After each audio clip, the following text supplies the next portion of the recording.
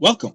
Today I'm excited to introduce EcoVentus, a project designed for solar energy companies, farmers, governments, and environmental groups, anyone committed to building a greener future. EcoVentus delivers real value by reducing costs, improving efficiency, and solving problems before they grow.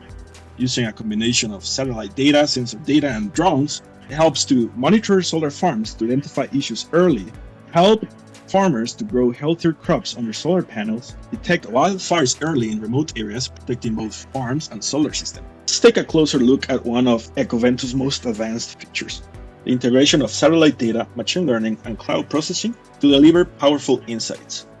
First, satellite data collection enables us to analyze big areas very easily. Unlike drones or physical inspections, satellites provide a broader view, ensuring comprehensive data collection. In this view, we have identified an opportunity area. By using historical weather, soil quality measurements, and historical production, we have found an optimal area where crops can grow and energy can be produced.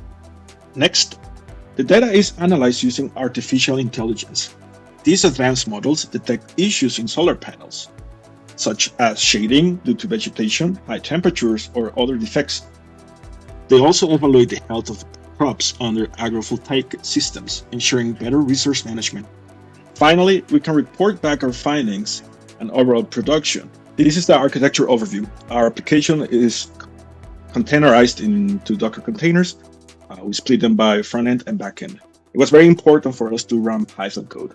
So we needed to have this architecture in order to serve the front-end, all the data analyses and all the results that are coming from the back-end. The back-end is using 3 different databases. One of them for time series data is GaussDB, which is nice because it's very fast. Time series data tends to be very compute heavy. Data warehouse service for all the data corresponding to coordinates, GIS. And like I said, everything is being contained in a ECS, and all of the different images are being managed through the software repository service. In that way, it serves the application. This is another great feature of the EcoVentus app. This is a resource page. In here, we will analyze all the pictures and videos captured by the drone. After its flight, they will come into the system and we will upload those images. Then we will run a computer vision algorithm to identify anomalies or issues going on at the site. Once they're analyzed, it will show up in a map, showing the exact location of the issue. And in this way, we can use this map for future references and identify issues very quickly.